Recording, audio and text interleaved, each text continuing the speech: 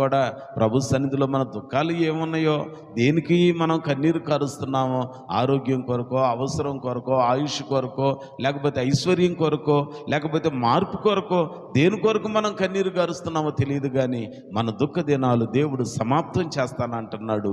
ఎప్పుడు అనంటే ఆయన సన్నిధిలోనికి వచ్చినప్పుడు, రెండవది వచ్చిన మనం ప్రార్థన చేసినప్పుడు, మూడవది పశ్చాత్తాపడినప్పుడు, నాలుగవది అదిగో ఆయనతో మనం ఉండటానికి ఇష్టపడినప్పుడు, ఆయన దగ్గరే నివాసం చేయటానికి ఇష్టపడినప్పుడు ఆయన దుఃఖ దినాలను సమాప్తములు చేస్తాడు. కొన్ని దినాల నుంచి మనం ఇలాగున ఆయన సన్నిధిలోనికి వస్తున్నాం, మందిరంలోనికి వస్తున్నాం, ఆయన పాదాల చెంత కూడుకుంటున్నాం. తప్పకుండా ఈ సమయంలో మనం కూడుకొని ప్రార్థన చేస్తున్నాం కాబట్టి దేవుడు నిశ్చయముగా మన దుఃఖ దినములను సమాప్తములు చేయునుగాక.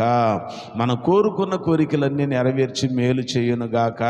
ప్రభు ఈ మాటలు మన వినికిడిలో ఫలింప చేయునుగాక.